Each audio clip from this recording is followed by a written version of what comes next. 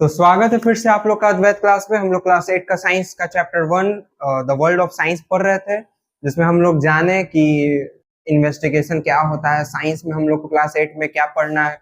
कल के वीडियो में पार्ट 2 के वीडियो में हम लोग समझे कि हर एक चैप्टर में हम लोग को क्या क्या पढ़ना है। जैसे माइक्रो ऑर्गेनिज्म में क्या पढ़ना है, फोर्स प्रेशर में क्या पढ़ना है ना।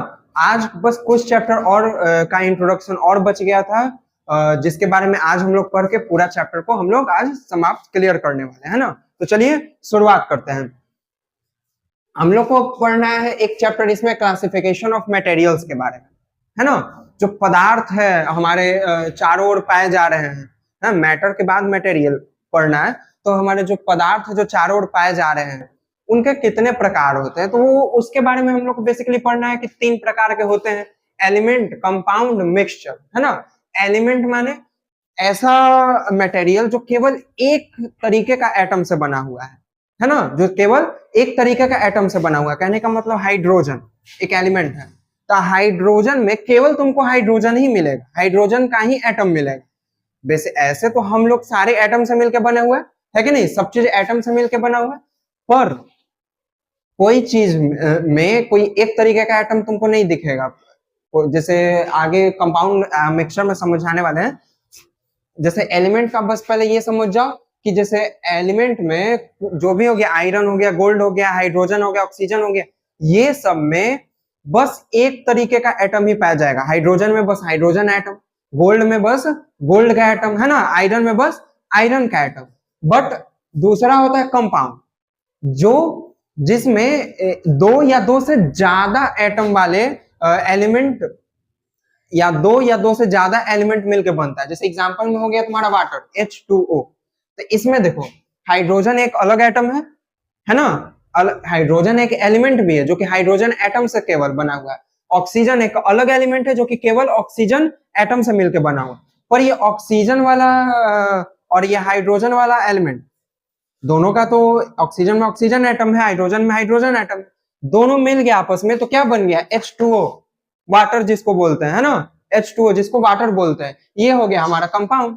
इसमें देखो दो अलग अलग एलिमेंट मिलकर बना हुआ है ना, माने इसमें तुमको एटम जो है हाइड्रोजन का भी देखने को मिलेगा और ऑक्सीजन का भी देखने को मिलेगा। पर एलिमेंट में ऐसा नहीं है, एलिमेंट में बस एक तरीके का एटम देखने को मिलेगा। फिर आता है मिक्सचर, जहां पे हम लोग दो कंपाउंड या दो से ज्यादा कंपाउंड को फिजिकली मिक्स कर देते हैं। जैसे नमक लिए और नमक में हम पानी लिए, पानी में हम लोग नमक मिला दिए, और इस क्योंकि ये फिजिकली मिला रहे हैं तो इसको वापस दोबारा से हम अलग भी कर सकते हैं। और एक होता है केमिकली मिलाना।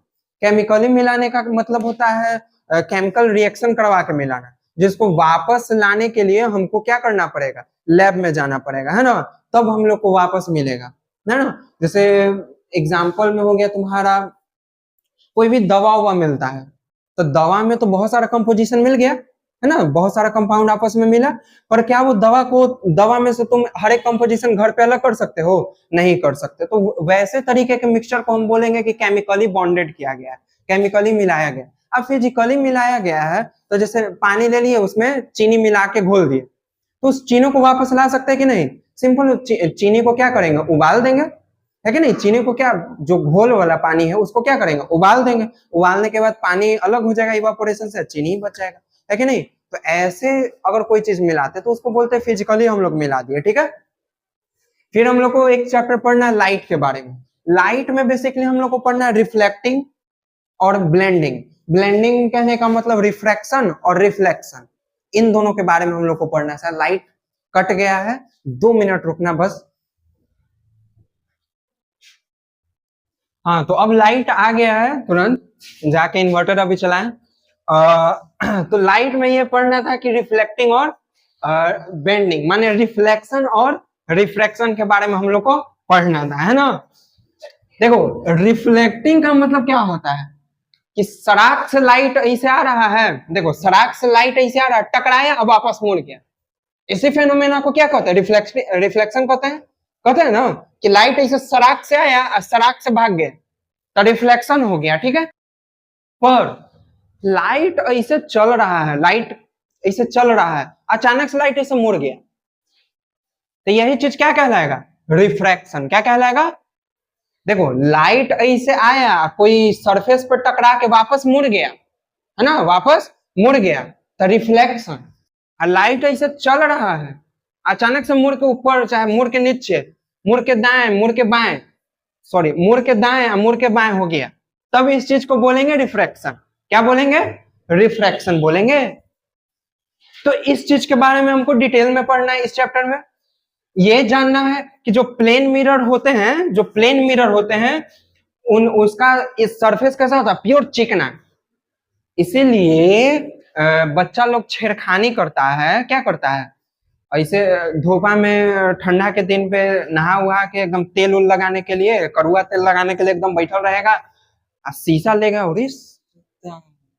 अरे अरे जादू हो रहा है, अब मुंह पे मारेगा।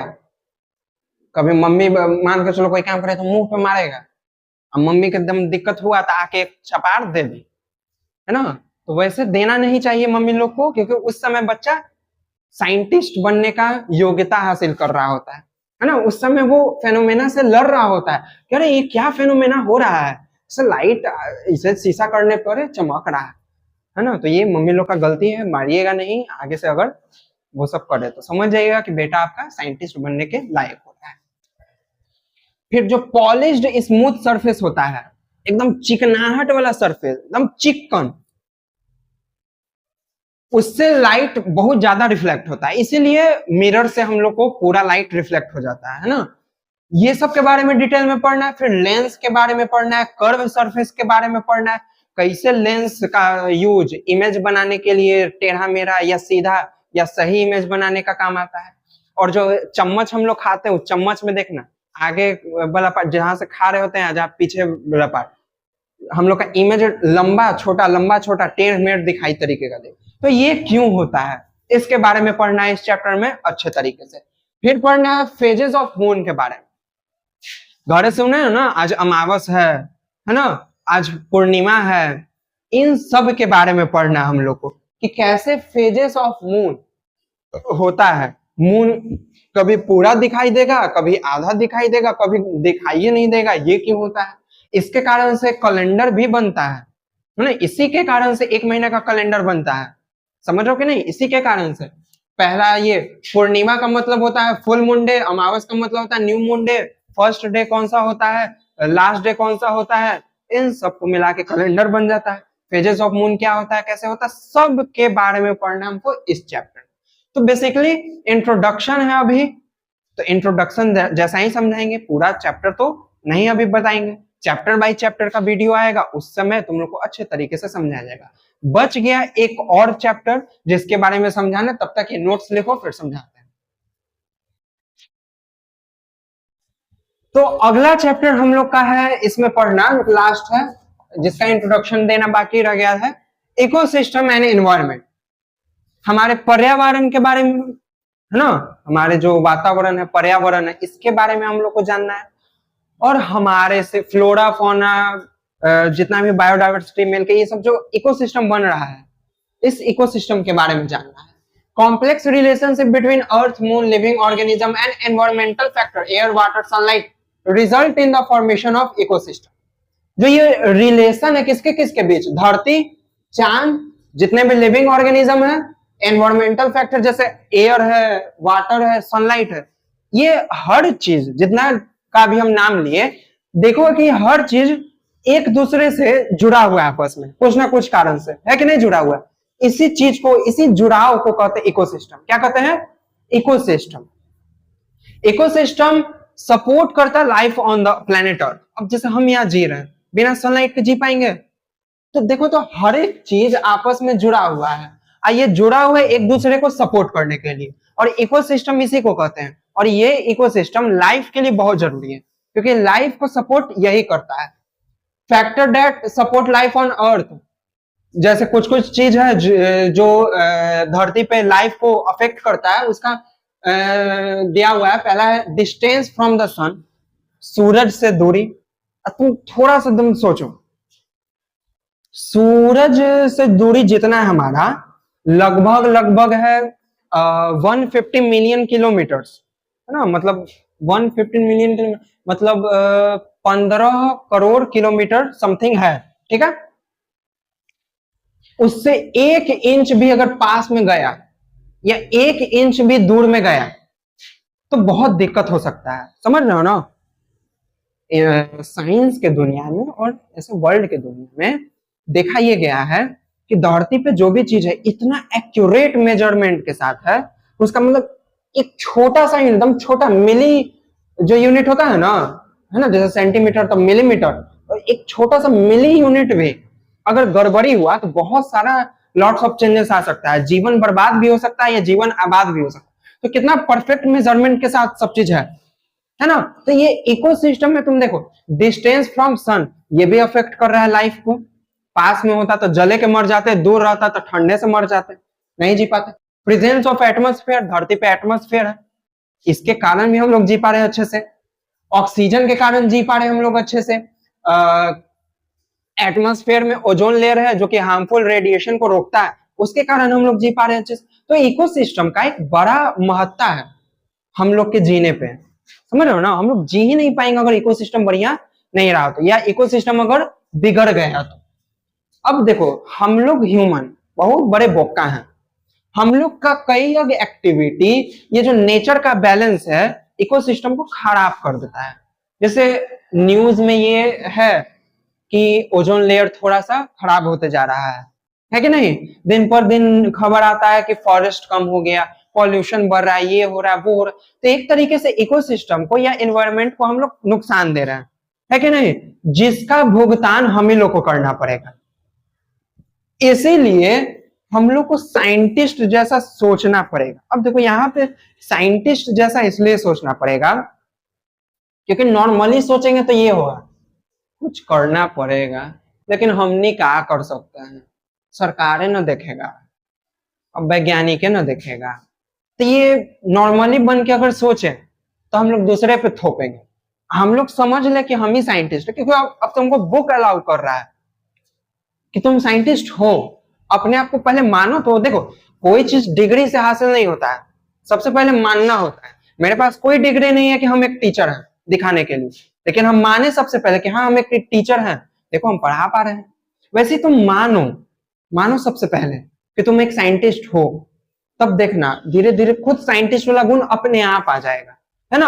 अब साइंटिस्ट बन के तुमको सोचना है एकदम सीरियस टॉपिक कि कैसे हम लोग अपने इर्द गिर्द देखना चाह रहे हो, कैसे हम लोग ये नाली को साफ कर पाएंगे, कैसे हम लोग इस नाली को बार बार भरने से बचा पाएंगे। तो इस तरीके का कई चीज सोचो, है ना? पहले क्या करो, ऑब्जर्व करो, देखो कि क्या नुकसान है, क्या चीज है, क्या हो रहा है। फिर मेजरिंग करो, माने मेजर करो कौन सा स्टेप से क्या चीज होगा, कौन सा स्टेप पढ़ने से क्या चीज हो रहा है। फिर उस पर एक्सपेरिमेंट करो, तब जाके तुम एक अच्छे साइंटिस्ट बन पाओगे और एक अच्छे पढ़े लिखे व्यक्ति भी बन जाओगे। तो फिलहाल चैप्टर 1 हमारा एंड होता है। हमारा चैप्टर 1 में बस यही था, हर जो भी क्लास 8 में हम लोग को चैप्टर्स पढ़ना उसके इंट्रोडक्शन के बारे में, ठीक है?